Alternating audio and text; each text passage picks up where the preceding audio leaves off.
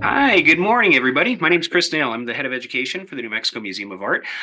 Sorry for a little bit of a delay in getting started this morning. Technical problems are, of course, always a little bit of a bug we have to work through. So we appreciate your patience. I am really happy to introduce our head of curatorial affairs and curator of 20th century art, Christian Waguespack, who will be talking with us today about Elaine de Kooning's Juarez series. If anybody wants to see this work, just a reminder, this is up in the exhibition Art of the Bullfight, which is on display through August 4th. So with that, I'll hand this over to Christian. Thanks a lot. Thanks so much, Chris, for being with us this morning and coming for our talk about Elaine de Kooning's Juarez series and her bullfighting paintings. This is part of our current exhibition, Art of the Bullfight, which just opened a couple weeks ago at the New Mexico Museum of Art on the Plaza. This exhibition kind of surveys the way that various artists over time have responded in an artistic sense to the spectacle of the bullfight. So here you can see the a Goya piece, which kind of gives you a sense of the scope of what we're dealing with in this exhibition, going from much older art in Spain that's dealing with these beautiful etchings of the bullfight to contemporary pieces like Elaine de Kooning's abstract work that kind of capture the spirit of that event. So hopefully anybody in Santa Fe, you can come by and take a look at that now. And anybody who is kind of joining us from elsewhere, I hope that if you do make it to New Mexico, you'll come by and take a look at that exhibition. One of the main pieces that inspired me to do this talk today was our Elaine de Kooning painting Juarez from 1958. And here I'm showing you that painting, which is part of the New Mexico Museum of Art's collection with a picture of the artist Elaine de Kooning. And I want to just start by saying that over the course of this presentation, I'm going to be referring to her as Elaine, just to avoid any confusion between her and her husband, Willem de Kooning. And she often signed her work with just Elaine and her initials to avoid that confusion too. So dive in. This piece is relatively large. What we're seeing here is a 47.5 by 59 and 3/8 inch large oil painting. And we see the characteristic aggressive brushstrokes and energetic color that we associate with abstract expressionism, which was that New York-based American art movement that Elaine de Kooning was such a central part of. These artists were interested in moving away from representation. They were interested in the action and the power of painting. And you see, vivacious brushstrokes in their work. You see energy. They're not pristine. They're very rarely referencing any sense of a reference to the real world. And when as museum workers, when I'm giving a tour, when our docents are giving a tour, and we bring people to abstract paintings like this, one of the things that we immediately want to work around is that tendency on the behalf of viewers to want to immediately identify concrete subject matter in what we're seeing, right? To look at an abstract painting and think, oh, I see a dog or I see a house and I see a tree, and instead move past to an appreciation of the materiality of paint itself, a consideration of the physicality of what was happening when the artists were painting these kind of paintings. If we think about Jackson Pollock and his drip paintings, so much of that is about the action of him working above those paintings on the floor and those marks that he's making as a record of his own movements. So there's a certain choreography here.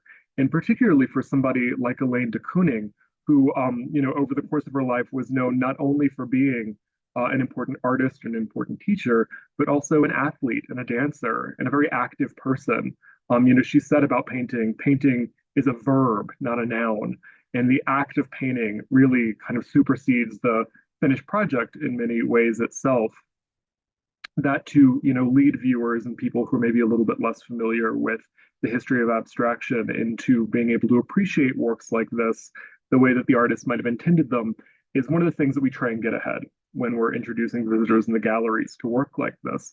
But one of the things that I find interesting about Elaine's work is the way that she doesn't allow herself to fit necessarily into that mold for appreciating abstract work. And Elaine described herself as an escape artist. It was very important for her to not fit a certain mold. For her, the primary impetus of a life in the arts was freedom and experimentation, risk and daring. These were all tied up as part of her personality. So, of course, we couldn't expect her to approach the tenets of abstract expressionism or abstract painting and fully buy into what some of the other artists were doing.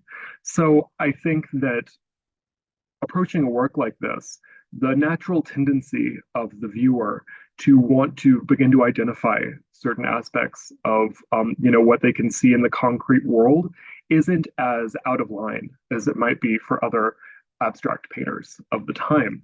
And so, a piece like this, it's large, it's imposing, there's a certain violence and energy to it. So it's an exciting piece to approach. It fills your field of vision. The colors are very exciting. And there's that juxtaposition between these bright, happy, energetic colors and this kind of very dark, heavy center. And it's in that dark center that we can kind of enter into Juarez with a certain sense of the concrete world. The title here, this is part of a series of works that she did that were in this vein, and we're going to go through those in today's talk. But she titles them with things like Juarez, she titles them with titles like Bullfight, but also things like Sunday Afternoon.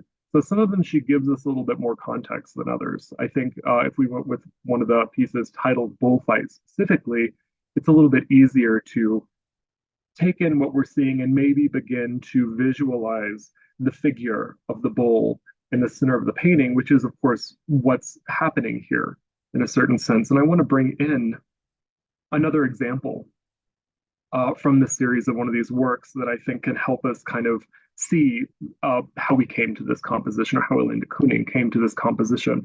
So I'm pairing the New Mexico Museum of Art's painting Juarez with an Elaine de Kooning called Sunday Afternoon. And Sunday Afternoon, very similar composition, right? The colors are a bit different. Here she's gone with a warmer palette, those oranges, ochres, reds. We see some blues peeking through, but this very warm palette, again, around that very central dark figure, that jet black. But if we look at the left, we see the shape of the bull's face a little bit more carefully articulated. We can identify an eye, we get a sense of the snout, certainly the horns, also the four hooves at the bottom of the painting. So looking at this, it's a little bit easier to approach and say, oh, well, that's a painting of a bull. And in a certain way it is. But what I really love about Elaine de Kooning and her relationship to abstract expressionism is that she was never really fully willing to give up her interest in the real world. She originally was trained in a more classical artistic sense. She went to a school in New York called the Da Vinci School, where they taught classical drawing after classical artwork. So you would sit in front of a Roman bust and copy that, right, and study the form. And the form and the figure never left de Kooning's work, and she was able to, I think, very deftly move between pure abstraction and figurative work. So thinking about that, thinking through maybe the story that got her here, which is what we're going to cover in the rest of this presentation, I think about the way that I would introduce a viewer to this in the gallery. That temptation to want to read figurative connotations into an abstract piece, that knowledge that we have of abstract expressionism and the history of abstract art, kind of from de Kooning to the Transcendental Painting Group, where the idea of rooting these things in the physical world doesn't really work for many of these artists. For Elaine, it does, because she is interested in the presence of a figure, in this case, of a bull. But she wasn't only working with bulls. And I want to talk a little bit about some of her more figurative work so we can get a better understanding of the way that she did approach her bullfighting series. So Elaine de Kooning is perhaps best known for her portrait of John F. Kennedy. And that's what I'm showing you here. She was approached to paint Kennedy for a number of reasons, but one of them being a consideration of who he was as a person in terms of his physical presence. He was not the kind of person that the folks around him thought would be willing to sit down and pose for a formal painting for very long. And indeed, even working with de Kooning on this, he didn't do that. He was lively, he was energetic. Here we have a quote from de Kooning about working with him. Kennedy was golden, incandescent. He never sat still. That sense of movement is incredibly important. And over the course of Elaine de Kooning's career, one of the most common threads across the variety of subject matter that she engaged with was always this movement, this vitality, this richness, this aliveness to the world that she was interested in observing and representing through her paintings, and the way that she depicted them in the paintings themselves. And there are anecdotes of Elaine de Kooning, reminiscing on her time working with Kennedy through the process of getting this portrait together. So it took her a long time to finish. Her first meeting with Kennedy, she went down to meet with him in the summer house in Florida, and she would just make sketches of him when he was around the house, kind of sitting, reading, moving. And the reason that Elaine de Kooning was pegged as the artist who was going to be able to really capture Kennedy for this portrait was because of her interest in gesture and movement, and the idea that she could really maybe capture an impression of this man who was never sitting down, never sitting still. So it worked both ways, right? Elaine de Kooning's natural inclination for movement and for being able to capture these quick impressions, but also it would have been something of a disservice to Kennedy to represent him in a very static, staid way, because that's not who he was as a person. So we would have lost a lot of that internalization and that characterization of the sitter that would be important for, a portrait's ability to convey what it was like to be in the presence of this individual, but also for the way that de Kooning wanted to work in the subject matters that she was interested in, right? Kennedy is a larger than life figure. He's energetic, he's athletic, he's something of a spectacle. And we see over the course of her career, these are the kind of things that she's attracted to and interested in doing. So she has that first meeting with him where she's doing sketches at their summer home in Florida. And she keeps working on this over and over. And it takes her about a year before she ends up kind of landing on the painting that we see here, Elaine de Kooning's John F. Kennedy from 1963. But in the photograph I'm showing you next to that, we get a sense for her working method. So here she is up on the ladder. This is a very large portrait, and its size and its composition in terms of the orientation of the canvas are very important to the way that we approach the work and understand the work. It's not enough that Elaine de Kooning is capturing kind of the essence of John F. Kennedy and his likeness, but she wanted to capture the larger than life persona by making the painting literally larger than he would have been in life. The other thing that this kind of orientation does, much of her early canvases follow this very dramatic vertical orientation that we can associate with artists who work in a city, right? She was working in New York. She was born and raised there.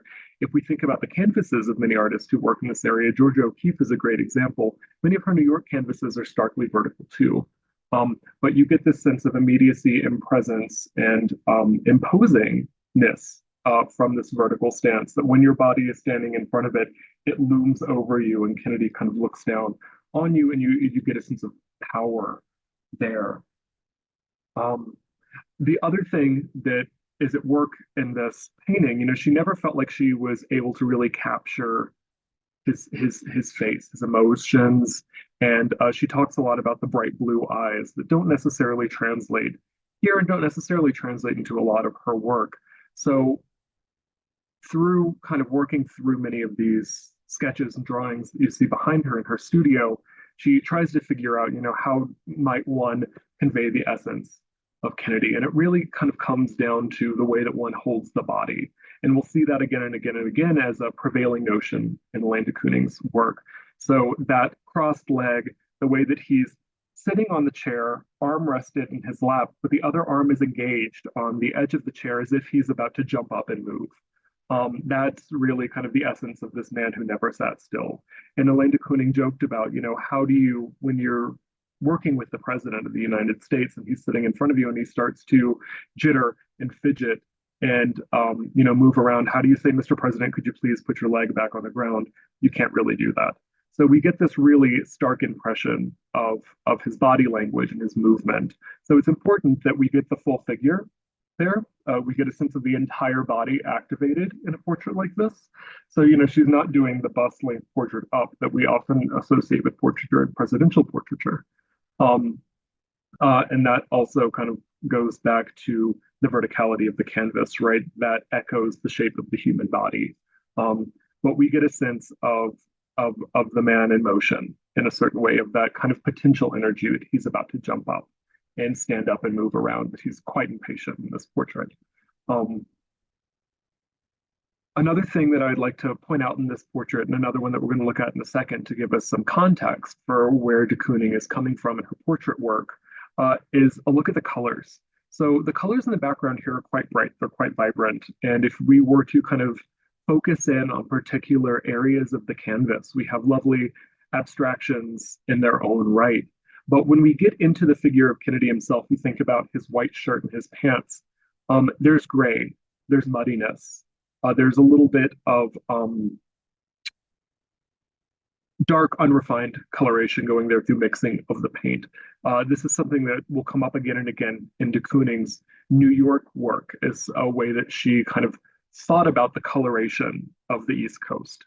And we'll see it in some other portraits. But when she gets to New Mexico, I want us to be mindful of the way that that color palette dramatically shifts for her. So this is a good example of when I say she moves away from grays, she moves away from a muddy palette. Think about that gray in the middle of Kennedy's shirt and that gray maybe on the bottom of his pants. I want to bring in one more portrait that she did for us to kind of get a sense of the way that she approaches her figures and her subjects. This is Bill at St. Mark's. This is done in 1956. This is just a couple years before she comes to New Mexico. Bill, of course, is her husband, Willem de Kooning. He went by Bill. Everybody called him Bill. And St. Mark's is one of the studio spaces that she occupied for a short while, and it was located in New York's East Village. So this is essentially Bill in the studio. This is one of the works that people who study de Kooning's work and know it really kind of hold up as a fantastic example of her ability to capture the physical presence of a person to make them recognizable in a portrait without relying on physiognomy, right? Making it kind of look like somebody's face. So what do we have here? Again, that vertical canvas that echoes the shape of the body, the human body. Here we have Bill sitting down. We have, again, if we think about this compared to the JFK portrait, his arm is also resting in a way that would convey to us that he could hop up from the seat at any minute. So it seems like we've kind of caught him in a moment of transition, right? He's not really relaxing in his seat. It seems like he's in the process of getting up. So again, representing somebody in not a relaxed moment. His body is either being held kind of tensely in a certain way, or it's in transition to move either up or down. One thing that's startlingly absent in this portrait is his face. There's absolutely no indication of what his face might look like. There's none of that golden hair, no eyes, no lips, no emotion through the face. Nothing to kind of help us recognize somebody through those traditional means. But over and over again, when people saw this portrait, without being told who it was, there were people who knew Bill de Kooning were able to say immediately, "Oh wow, that's Bill." And this goes to what is important for Elaine in the way that she captured a figure, and that was to capture their presence, to capture their movement, to capture their gestures, to capture essentially the way that they held themselves. Right? That for her, identity was in many ways rooted in action, in the way that you engaged with the world around you. So for somebody, who again was a dancer, was an athlete, who saw identity through the physicality of the body and the way that it moved through space, this is very interesting, I think. Um, so when we look at her portraits, when we try and kind of piece out how we understand what we're looking at and the way to get to meaning in them, I would ask a visitor if they were at the museum to put themselves in mind of, how would you recognize a friend walking down the street from a distance? If you saw someone, you couldn't quite pick out their face or what they were wearing, but for people that we know very well or we're very close to, we can see through their walk, through the way they hold their body, through the way they move through space, we recognize them because we're familiar with that. So moving away from physiognomy and more towards gesture and the way that we inhabit our space as a way to identify people is at the core of the way that Elaine engaged with the world and interpreted it into her artwork. So this was just to give a bit of a background for those who are a little bit less familiar with de Kooning, the way that she worked, the way that she saw the world, and what she was interested in conveying through her canvases as one of the only, members of the abstract expressionist movement, not the only, but the primary one who was still concerned with portraiture. Really that was her claim to fame. So bringing in these physical bodies, these physical characters into this otherwise very energetic and abstract world of paint and motion. So if we can move away from her New York work, I want to talk a little bit about her shift to her time in New Mexico. She came to New Mexico to teach at the University of New Mexico, which is in Albuquerque, from the 1958 and 1959 school year. She was invited to teach. She didn't apply, so she was approached about this position, but it came at a very fortuitous time in her life. 1958 and 1957, before that, was a real moment of transition for her. Things were not going well in her relationship with Bill. She wasn't experiencing the kind of engagement with the art scene in New York, which was undergoing dramatic changes of its own during this time. She wasn't finding her place there. The abstract work that was very avant-garde and edgy in the 1930s was becoming a little bit more mainstream in the 50s. Younger generations of artists were beginning to enter the scene, and they weren't necessarily seeing the value of Elaine de Kooning's work in this larger narrative, in this larger community. And she had also made the decision to break up with her gallery, who she felt they weren't really representing her in the way that she would like to be represented. They were only showing, very small examples of her work, and I mean small scale. So she didn't feel like they were putting her best image forward. And she also didn't appreciate the way that they spoke about the way that she worked. Her gallerist would, on occasion, refer to her working process as slapping out a painting, or refer to an exhibition they did as being able to slap out an exhibition. And Elaine found this in many ways dismissive of the kind of work that actually went into what she was doing. So she was really at odds and at in an unclear place in New York at this time. So receiving the invitation to come out to New Mexico and teach was something of a fortuitous revelation for her. And she was eager to kind of take that opportunity to leave New York, to reset, and to kind of refigure out who she was as an artist and as a person. What I'm showing you here is not, of course, a piece by de Kooning. This is a photograph by Gary Winogrand, who was a very important contemporary photographer working during this time.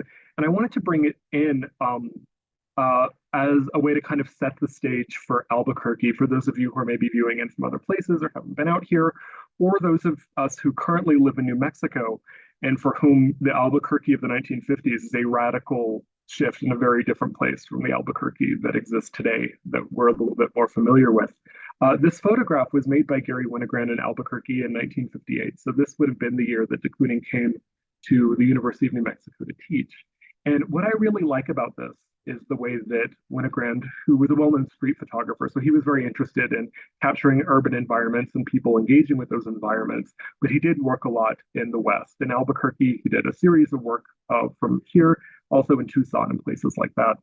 And in the Western work, he does a very interesting job of capturing the juxtaposition of a creeping modernization into these otherwise kind of desolate deserts. And what we're seeing here is an example of the kind of ranch housing that was really exploding across the suburbs of Albuquerque during the 1950s, right at the edge of that stark desert. So if you kind of cut this in half, if you were to cut this photograph in half, on the one hand, you have that beautiful, dramatic Western landscape with the deserts and the mountains and the clouds that we're so used to for photographers and artists representing New Mexico over the past many generations. But on the left side, you get this very kind of new topographics interested in the unromanticized modern vision of the West in a domestic and an everyday sense. So the simple ranch house here, we see the carport, right? So that talks about the way that people are moving through the desert, right? The proliferation of automobiles during the 1950s and the way that we're, reconsidering the way that we engage with cities, the structures of these cities, right? The prevalence of the automobile allowed for the development of these kind of subdivisions that Winogrand is capturing and that are starting to spread rapidly all over Albuquerque during the 1950s. And architecture that's domestic architecture that's designed to accommodate that, right? The kind of odd habit that we have of building little rooms just for our cars to protect them. And then, of course, we see the child standing there kind of looking out onto the carport. So this is to kind of give you a sense of the Albuquerque that Elaine de Kooning is arriving into. It's a place of rapid modernization, expansion, suburban expansion. Albuquerque is the home of Kirkland Air Force Base, so lots of families kind of moving into this area as military families. The population picking up pretty rapidly, even though, of course, by New York standards in the 1950s, the population of Albuquerque was very small.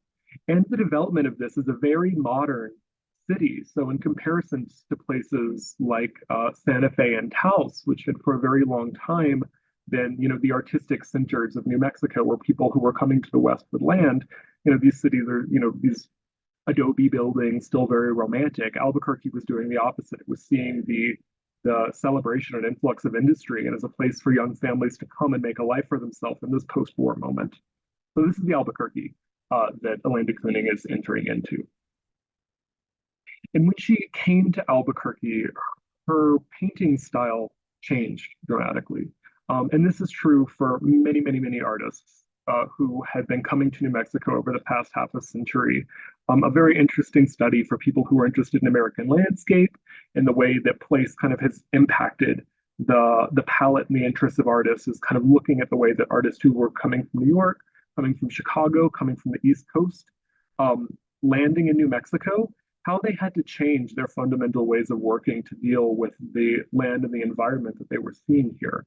These vast, sweeping open landscapes, these intense colors, the blue of the sky, the beige of the desert, the green of the sage bushes around here. If you look at, O'Keeffe is a fantastic study. If you compare the palette of her East Coast paintings with the New Mexico paintings, it's dramatically different. The founding members of the Taos Art Society, which was the first art colony to settle here, these artists had to dramatically change the palette they were working with and their interests when they came to New Mexico because they were confronted with something completely different, new to them, that they weren't really trained to handle in many ways. It was also very overwhelming and exciting. Some artists were completely overwhelmed by what they saw here. Stuart Davies is a modernist whose work that de Kooning would have been familiar with back in New York. When he came to New Mexico, he made a small series of completely monochromatic paintings because he felt like I can either deal with the form of the desert and the land or the color, but I can't do both. So this is to say that the experience of being here, even for people whose work isn't even directly about landscape, it changes artists, it changes their palette, it changes their composition, it changes their ways of thinking. And Elaine de Kooning was no different. But she, being somebody who was such an adventurer and so interested in challenge and danger, this was not a worry for her. She was excited about the changes that she experienced here and the new environments that she experienced here, and was joyful about the way that they altered the course of much of her work. And here I'm bringing in this quote talking about, with Elaine de Kooning talking about her coming to New Mexico. She says, "It was so different from New York, where I'd always lived. Suddenly, I'd abandoned gray, and my paintings became bright with color.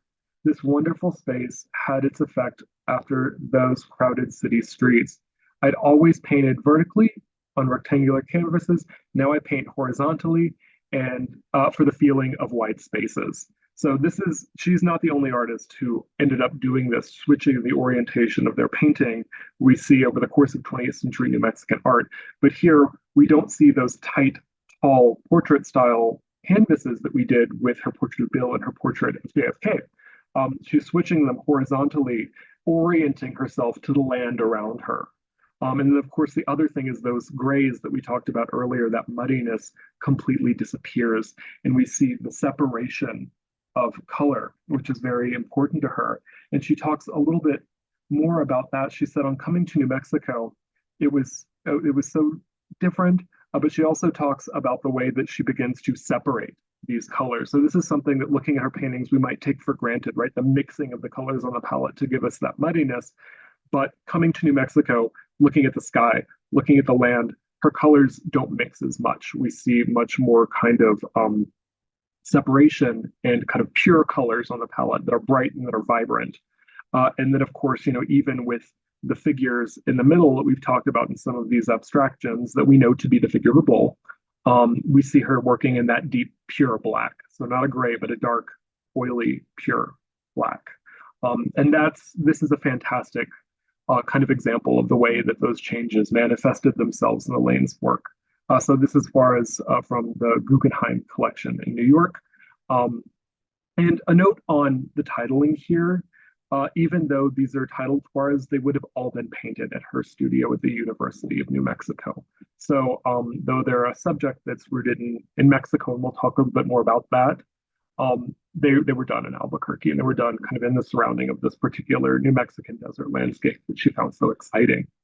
Um, I want to talk about a few of the figures that she would have encountered and a few of the figures that started to help shape the Albuquerque art scene that she was landing in to give us a sense of the environment that she was working in, how that might have affected her. I think that, when we talk about abstract expressionism, many of us are very familiar with what was going on in the art scene in New York during that time and what led these artists to work the way that they chose to work and become the people that they chose to become. But I think it's important with Elaine's landing in New Mexico to understand what that artistic environment would have been and how she was able to navigate it and how it affected her. And so I want to talk about the University of New Mexico for a minute. So during this time, during the 1950s, Albuquerque was really seeing broad growth, not only in terms of the industrial and suburban growth that I talked about earlier, but it was beginning to be situated as more of a significant art center in New Mexico in its own right. Right before this, for the first half of the 20th century, Santa Fe and Taos were very much kind of the center of the arts colonies in New Mexico and the places that people who wanted to come here to live a life in the arts would land. But during the 1950s, Albuquerque was beginning to make a space for itself and create its own artistic identity and compete with Santa Fe and Taos. And indeed, when Elaine wrote about the art scene in New Mexico for Art Forum, she talks about Albuquerque as really being the center of art in New Mexico, which I find very interesting. Um, but possible root back to earlier moments in New Mexican art history. And here I'm showing you a photograph of Raymond and Vera Johnson installing a show in the Johnson Gallery in Albuquerque, and a photograph of what that gallery would have looked like. And the Johnson Gallery was the first space for modern art in Albuquerque, New Mexico. Raymond Johnson himself was an incredibly important artist and instructor in New Mexican art history. He was one of the founding members of the Transcendental Painting Group, which was formed in Taos in the 1930s, and it was one of the United States' first artist communities that were dedicated to creating non-objective art that was rooted in the spiritual. So, kind of America's first forays into abstraction on our own took place in Taos, New Mexico, and Johnson was one of the people who spearheaded that. Um, he later moved to Santa Fe and worked for a bit, and then later settled in Albuquerque, founding the Johnson Gallery as a place for modern artists to come and show their work in Albuquerque, and kind of establishing Albuquerque as the place one goes to engage the more avant-garde art scene here. And a little bit about the way that de Kooning would have seen Johnson. In an article for Art in America, de Kooning wrote that she identifies Albuquerque, not Taos or Santa Fe, as the capital of the art world in New Mexico, noting that, quote, the unique element of Albuquerque. So Elaine de Kooning is writing an art forum about the presence of Raymond Johnson, who was this incredibly important figure in the establishment of Albuquerque as its own art center, independent of places like Santa Fe and Taos. And writing about Albuquerque, writing about Johnson, she says that the unique element in Albuquerque, I feel, is the presence of a dynamic 70-year-old artist named Raymond Johnson, whose work and its metaphysical character and meticulous non-objective style evokes Kandinsky, end quote. So she's really seeing him as this kind of not only art historical kind of predecessor for the direction that contemporary art can go in New Mexico and in Albuquerque, but as this person who kind of created a community that made Albuquerque the kind of place that a contemporary artist like de Kooning could come and work and thrive in a certain sense. And I wanted to include this picture of Raymond and his wife Vera installing an exhibition at the Johnson Gallery, because one of the things that I like about his work that I think Elaine de Kooning would have also appreciated is, as you can see here, on the hanging on the wall, there is this naturalistic, realistic portrait of a sailor. But in his hands, he's holding this completely abstract piece. So he, like Elaine, was able to deftly navigate between representation and abstraction in a way that celebrated both and kind of bridged the gap, I think, between these two media that at this time many artists and many critics were really pitting against each other. And if we think of the work like scholars like Greenberg, who really championed the merits of abstraction at the cost of representation, which many people in the art world during this time were kind of dismissing, this is an important take. That Albuquerque was the supportive environment for her. So she was able to come here, get this teaching position, not only find an environment of artists and art scene that was relatively supportive and interesting to her, but I also wanted to say just a few words about her role as a teacher, right? Coming to New Mexico, she came to be an educator. She came to work with students at the University of New Mexico. This was her first time doing that. And she spoke about what a fulfilling experience it was. And she spoke about how, though she never felt any kind of motherly interest or interest in kind of being nurturing in that sense, that her opportunity to inspire the students at the university was powerful for her. She talked about her own teaching method as one where, her job in her mind was just to inspire students to work and to paint and to be, don't tie yourself to painting, don't tie yourself to sculpture, don't tie yourself to representation or abstraction. Work fluidly through all these, be adventurous, be open. And that was, I think, one of her primary contributions to the education system and the arts of New Mexico during the time she was here. And it was a powerful one. I want to talk about another character that had an impact on the art scene in New Mexico during this time and in Albuquerque specifically. So this was about 8 years before Elaine de Kooning got here. But this idea of Johnson as this kind of prophet of modern art and this idea of Albuquerque as this place where many artists come and work fruitfully is great to think about. But not everybody bought into this. And there was still work to do to kind of bring the acceptance that modern and contemporary painting, abstraction, abstract expressionism, which was being celebrated in places like New York and on the West Coast, hadn't quite always fully integrated into the minds and principles of artists working in places like New Mexico. So Richard Diebenkorn, another incredibly important figure in American modernism that, like Elaine de Kooning, went through the University of New Mexico and had a very kind of profound and formative experience there, didn't have as smooth of a time.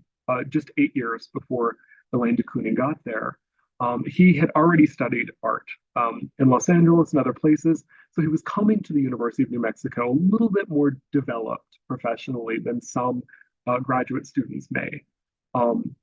He thrived in this environment, making these beautiful abstract works. And one art critic in 1950, Dora Ashton, wrote that one of my enduring memories of Albuquerque was seeing for the first time a painting by Richard Diebenkorn, a golden vision of the Southwest, abstract with small currents of shadow drawn in the winds and sands, and filled with a special light that still emanates from his paintings. So one of the things that I find really interesting here is this art critic coming to Albuquerque picked up on Diebenkorn even as a student as one of the most impressive examples of the kind of artwork that was coming out of Albuquerque during this time.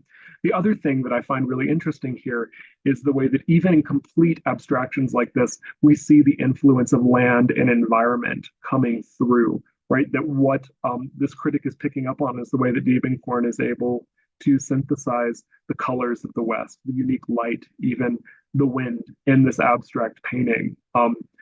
Calls again to the idea that very few artists who came to New Mexico, no matter how non-objective they strive to be, could fully escape nature and the impact of this place physically on their work. So Diebenkorn worked through the graduate program, and when he was defending his final work, the faculty at the University of New Mexico said, "No, we won't pass you. This is not art." And Raymond Johnson had to step in and say that if the faculty at the University of New Mexico didn't pass Richard Diebenkorn, he was resigning.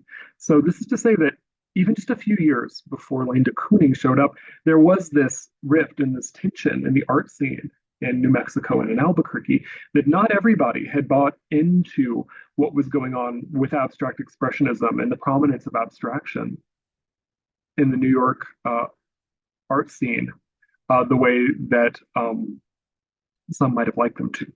One other artist working in New Mexico that I wanted to talk about that was an important figure in Elaine coming out here in her development as an artist working in this place is Robert Mallerie. Now, Robert Mallerie is the person who reached out to her originally and invited her to come and teach in New Mexico. He was struck by reading her writing in art forum.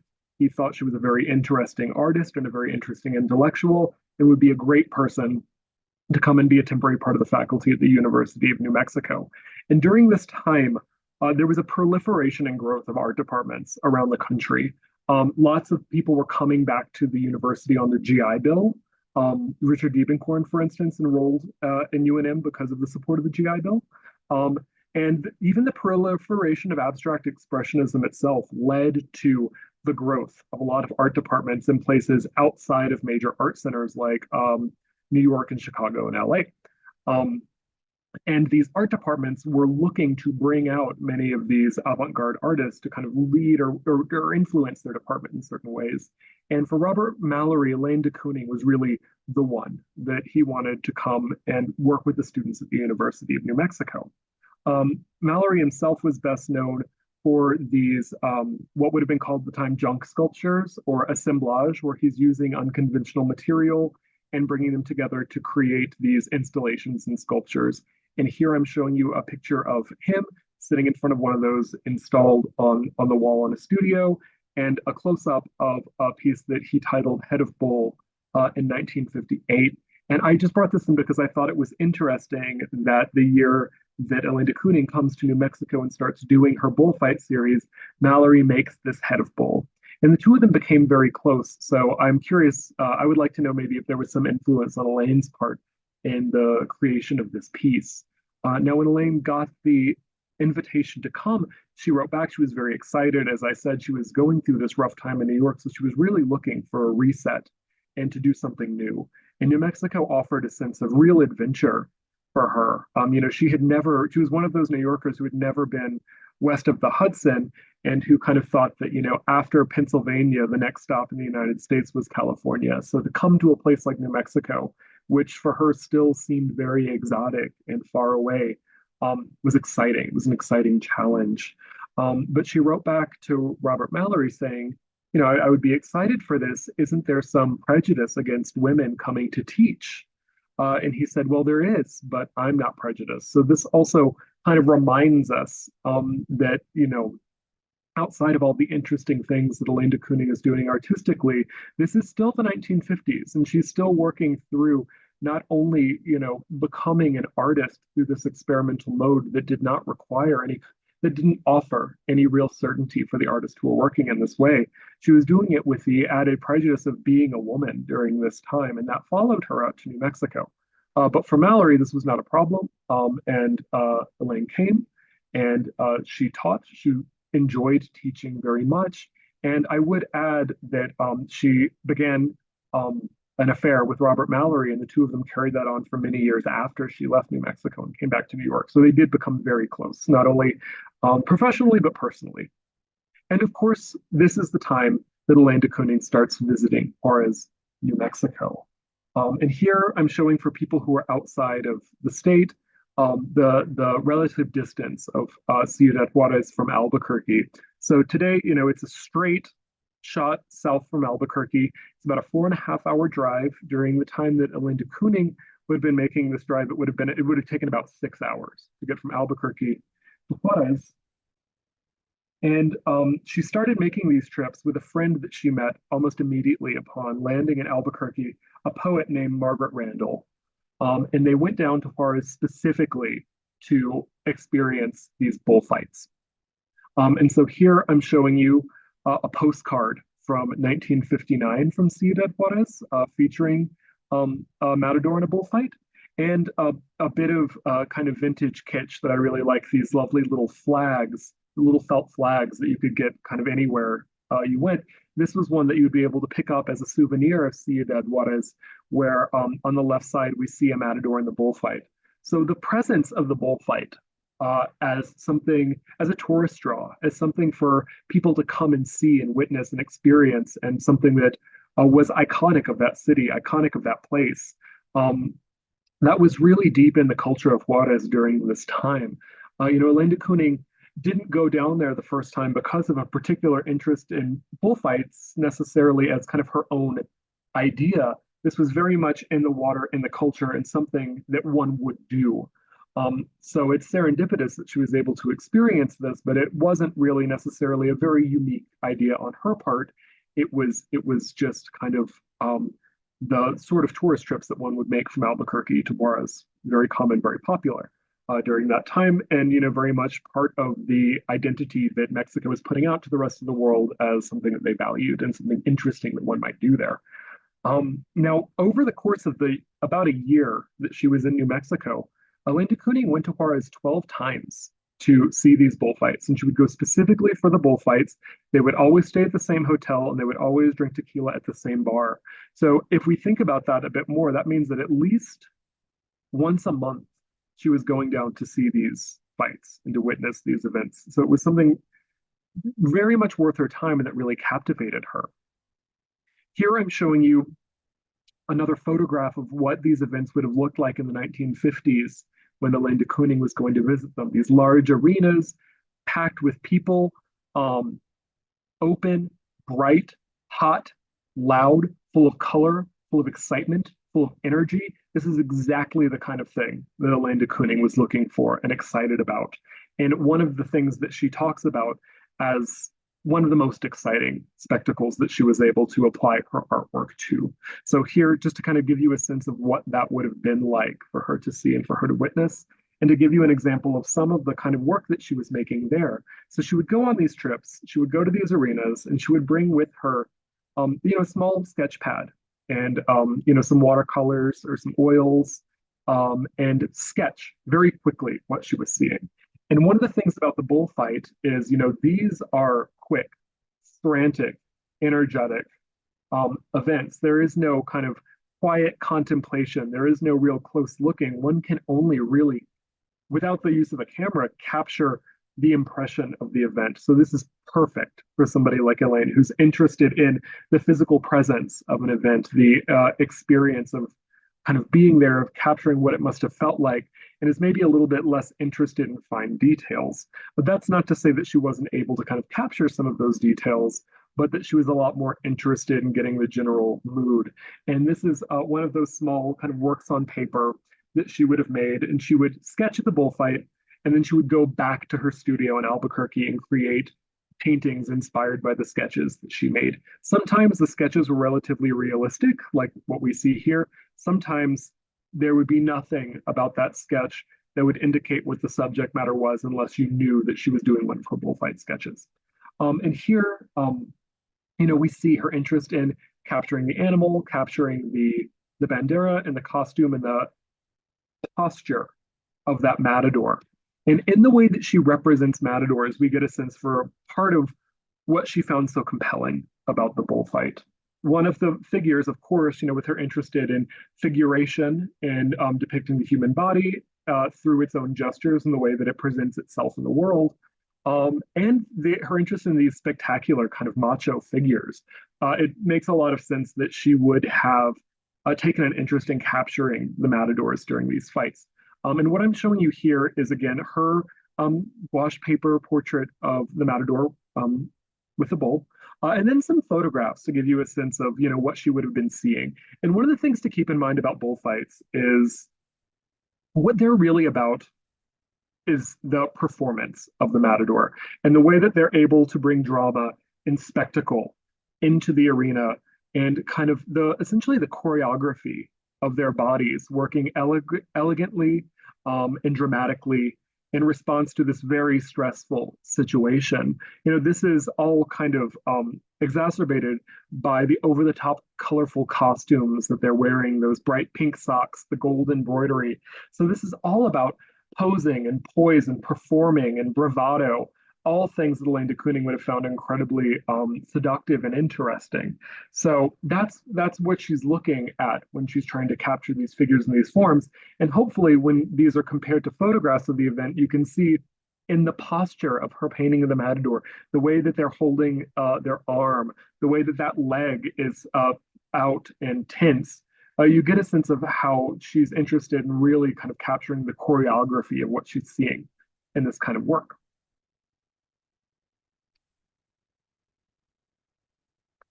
Here another example of her interest in kind of capturing the Matador. The painting that I was just showing you compared to another one that she would have made, another example of those kind of quick sketches she was able to do in the stands, but progressing a little bit more towards abstraction. And hopefully you can see here, if we think back about that first painting that we talked about, how for de Kooning in this work, abstraction and figuration are not polar opposites, and she's doing one or the other. It's a very fluid progression that, loosening up the form, focusing on the color and the gesture, captures the spirit of the event, right? That franticness, that movement, that energy. And we get that impression that she's looking for. So we can still identify here the Matador in that purple outfit, the red cape, the black of the bull, and the beiges and ochres of the arena, but moved into a little bit more loose configuration. And the other thing I wanted to point out with these is one of the paintings was done in 1959, the other 1972. This is something that she continued to return to. She came back to New Mexico over and over again over the course of her life, and she really never let the bullfight go as a subject that she found very captivating to depict in her work. And another bit of context about de Kooning that I wanted to bring in to help make sense of this, the bullfight wasn't the first sporting event that she chose to apply her artistic intent to. Before coming to New Mexico, she was already well known for painting sporting events and doing it in very much the same way that she would have dealt with the bullfight, right? Going to these events, sitting in the stands with a small sketchbook, and capturing the gesture and the movement and the energy of what she's seeing. So here I'm showing you baseball players, and on the other side, basketball players. And her sports series was something that was very important to her because she was able to, not only bring in her own interest in athleticism, but also find these contemporary events that really are about action and motion and marry them to her own painting style, which is exactly what she's doing with her bullfight work. And so here, again, just to kind of talk about that progression from figuration to pure abstraction and the way that that exists on a spectrum for her, we have the Matador and the Bull that we just looked at, and then we have Bullfight from the Denver Art Museum, which is a very large oil-on canvas work that when I imagine that if we were to approach this without the context of the title, we would think that this was a pure abstract piece, that it wasn't really referencing anything in the outside world. But now knowing about Elaine de Kooning's working process and seeing her kind of work through these sketches and drawings from very figurative representational work through to abstraction, we can see now in those bright, joyful colors, and that purple that's coming from the purple of the Matador's outfit, and those yellows that come from the horn of the bull and the sand of the arena, and those other greens and chaotic forms, and even that very, very dark black in the middle, which now, of course, we know we would associate with the bull, and the red of the cape. We can read the bullfight into this work, and not in a literal sense, but in a very kind of impressive sense. And by that I mean we get the impression of what it must have felt like to experience this, that speed, that violence, that energy, that chaos that she's able to capture through her expressionist abstraction that she brings to the work. Capturing these bulls and these matadors. And of course, she would have been interested in the choreography of the matador. She was also very interested in the form of the bull itself. And she made several paintings that were just looking at this animal, capturing its shape, its mass, the way that it moved through space, right? We can get a sense of, in some instances, the lumbering, the weight, the power of its own form. I think particularly in the work on the left, we have a sense of heaviness as the bull hangs its head. We get the impression that it's been lanced. So that pause, that inertia, I think is captured very well in this piece. And in the other one, just a really lovely kind of capturing of the form in a very light and gestural way. That when we see these now and bringing that background back to the original painting that we looked at, this capturing the bull figure as like John F. Kennedy, like Bill, an impression of the way that it exists in space, an impression of the way that it carries its body, our ability to understand these animals through their presence, being what Elaine de Kooning was so interested in embodying in her canvases and in her paintings. And I want to bring in one more kind of note about Albuquerque and her returning to this place as somewhere that she's able to broaden her artistic horizons. In addition to the University of New Mexico, Albuquerque is also home to the Tamarind Institute for Lithography. And during the time that she was teaching there, the Tamarind Institute didn't exist yet. It was founded in Los Angeles in the 1960s, but in the 1970s, it was moved to New Mexico and became part of the University of New Mexico under the guidance of Clinton Adams, who's also the dean of the university there. And the Tamarind Institute is an incredibly important place for the history of contemporary printmaking, and it specializes in lithography. And it's a place where, to this day, it's still a fantastic resource. If you're ever in Albuquerque, I recommend visiting it. It's really cool. But it's a workshop for lithography makers, and they have master printers, and they have artists who will come and work in residence there, where they partner with a master printer to create lithographic prints based on their own work. Now, what's interesting about lithography as a printmaking method is one of the more modern ones compared to etching and engraving. But what it's able to capture that etching and engraving can't, etching and engraving, with those two printmaking processes, you have to cut into a metal surface, and they're relatively rigid, and they're all based in line. With woodblock, you're also kind of cutting into the surface, but you get a sense of shape. But again, pretty rigid, not a lot of sense of movement that these prints are able to capture, but also very difficult to do, particularly with engraving. If you're an artist, you usually kind of have to work with an engraver and they'll make a copy of your work, translating it into that visual language. What lithography was able to provide for artists was a way that the gesture of the artist and the artist hand was able to be captured in print form. So lithography, to boil it down to very basics, you're using an oil-based crayon to draw on a lithographic stone, which is usually some kind of limestone. And loosely based on the principles that oil and water doesn't mix, you're able to ink up what you drew and create impressions of that. And it was really fantastic for artists who work in a very painterly and a very gestural sense.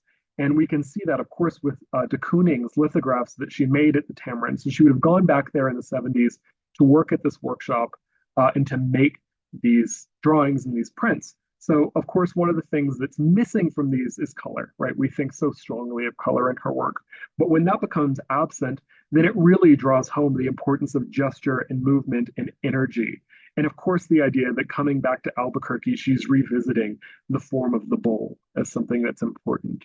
And I wanted to just point out that the piece on the left, Picador, that's a gift by June Wayne to the National Gallery of Art. And June Wayne was the artist and printmaker who founded the Albuquerque branch of the Tamarind Institute. So, her interest in this medium that was able to create multiples of the work, right? One of the things that's great about printmaking is that it makes artwork a little bit more affordable, right? If you can't purchase a full canvas, you can at least maybe purchase a print by Elaine de Kooning. You could have back in 1973. But that it captures that gesture and that movement and that energy in a way that was true to her, I think is incredibly important and something that Albuquerque was able to give her in the form of the Tamarind Institute, which she revisited several times and spoke very highly of. And I want to just wrap up by thinking a little bit more about the importance of the bowl itself for Elaine de Kooning. Here I'm showing you again another example of the kind of realistic bowl that she's able to make. This piece from 1973, it's oil and collage on paper, and it's very solid, right? In the background, we get that gesture and we get that color. And when we look at the pink and the purple, we can think about maybe how it would look, the blur of the Matador and their lavender costumes running around the bowl and that energy around it. But that sense of the static bowl here that's really focusing on the presence of its heavy weight and form, translated again into this very gestural, very energetic painting of just marks and form that now knowing this gesture and this interest in presence, we can read as a bullfight again. But she carried that interest in the bull over to other places. Outside of Juarez and outside of New Mexico, she visited Lascaux, those beautiful ancient caves in southern France, and again landed on this powerful bull figure is something that she wanted to bring into her art yet again. And so this I'm showing you is cave number 24, red oxide wall from the cave wall series. And these all come from inspirations at Lascaux. Here's another example of that. And with this work, what Elaine was interested in capturing was I wanted a sense of surface being in motion. And what is so powerful about the artwork at Lascaux, France, is not only the way that the artists were able to capture the physical presence, right, and that gesture of the animals that they painted on these cave walls so many hundreds and thousands of years ago, that of course I think Elaine would have seen some type of ancestral artistic antecedent in, and kind of like-mindedness and a respect for this form and a respect for artists who were able to capture a sense of movement in their work, but also what it would have been like to move through that space. So, these are caves. They're not brightly lit galleries. And when we see photographs of them, it's deceptive, right? Because they're lit for photography to show us what's actually on the cave wall. The experience of kind of going through a place like this, during the time that these were made, you would have used fire. It would have flickered. The artists would take the uneven shape of the surface they're working on, find ways that that echoes the shape of the animals that they're looking to represent through their movement, through their gesture, and through their presence, and impose those on the shapes that already exist on the wall itself, on that unevenness. And that unevenness of surface, that movement of the surface, the undulation, when combined with the light that you would hold, that candle light that would flicker as you move through, would seem like these animals come alive, right? That they stampede, that they move around you. And for, again, somebody like Elaine de Kooning, who's so interested in movement, so interested in capturing the power of motion, this would have been, the art historical moment that I think she would have looked back to as something very powerful and something that she brought into her own work and wanted to reproduce, right? That sense of the wall and its ability to provide motion, provide movement in these ancient paintings. And with that, I will wrap up by bringing us back to where we started. Elaine de Kooning's Juarez, 1958, currently on view at the New Mexico Museum of Art, a very beautiful, powerful, and energetic piece. But hopefully, after this presentation and a little bit of context about Elaine and her working method and her interests, we can approach this in a bit of a new light and kind of have a different appreciation for the way she's working with abstraction and gesture in paintings like this. So thank you very much. Thank you for your patience with our technical difficulties. And if we have time, I'd love to take some questions. Skip and Susan asks, is this a single work of the Bull series or multiples from the series? There were multiples in the series. It was something that she came to again and again and again. So what I'm showing you here, Juarez, is just one of those. But her, she had several that were titled Juarez, but she also kind of revisited this subject with different names, including Bullfight, or one that I showed you earlier that was called Sunday Afternoon. But they were all kind of part of the same body of work that was inspired by visiting the bullfights in Juarez. Well, Great. We only have the one up at the museum right now, which is this one that I'm showing you. Great. Thank you, Christian. Esley Kessler says, thank you, Christian. We then have a question from Suzanne. I loved your presentation, Christian. You mentioned that Diebenkorn wasn't going to pass. I thought he was teaching. No, he was a student. He was so as a graduate student at the University of New Mexico in the art department, you also teach classes, and you would have back then, and that's still true today. So he would have been teaching classes, but his point of being there was to be a student. And the faculty there, they didn't all agree on the merit of his work and the merit of abstraction. And so his kind of moving through the program was a real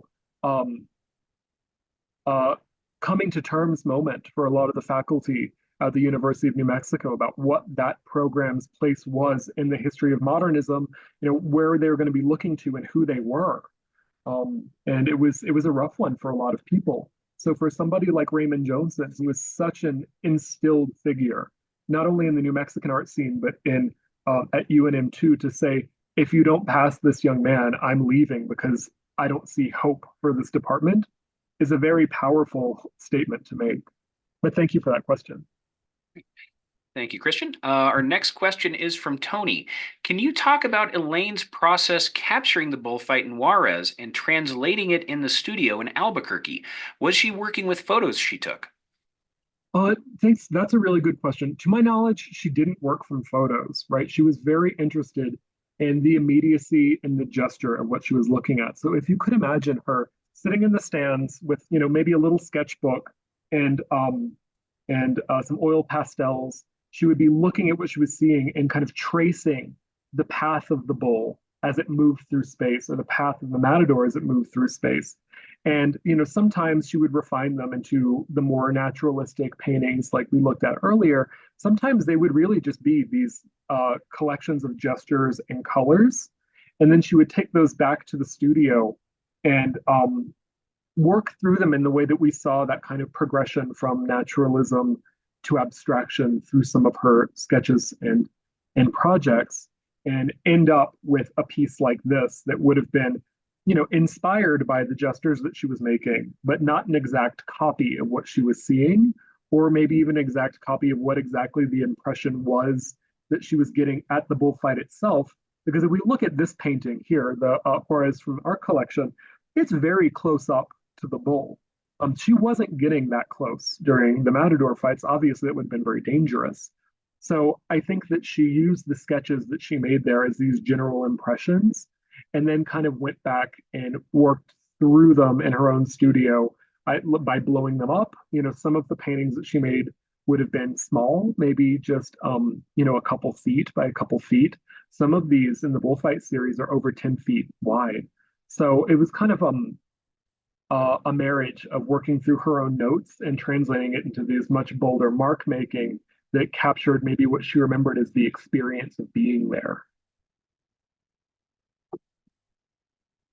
Okay, we've got final two questions. One from, I believe this is our very own Catherine Ware.